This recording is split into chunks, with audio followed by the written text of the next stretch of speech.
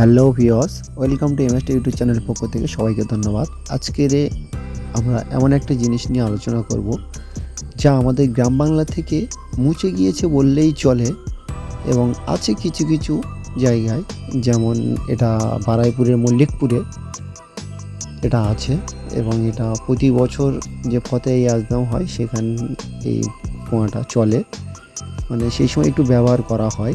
তা চলুন আমরা এই কুয়ার সম্বন্ধে বা এই পানিটা কেমন একটু দেখব ভিডিওর মাধ্যমে। তা যে দড়ি দিয়ে বালতি দেওয়া আছে সেটাকে আমরা টেনে উপরে তুলবো, পানির কালারটা কেমন দেখব। পানি উপরে তোলা হচ্ছে, দেখব।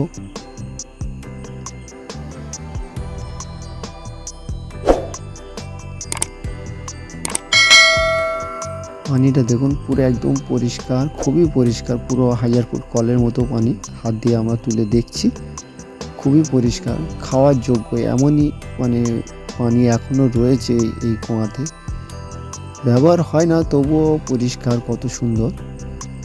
এটা মল্লিকপুরের গ্রাম। এদিকে কুয়াটা আছে অনেকটা উপরে, যেমন প্রায় একতলা উপরের সমান। উপরে উঠে তারপরে এটাকে দড়ি দিয়ে টানতে হয়। দেখুন আমরা নেমে যাচ্ছি, প্রায় একতলা সমান উঁচু। অনেক দিনের পুরানো এই কুয়া।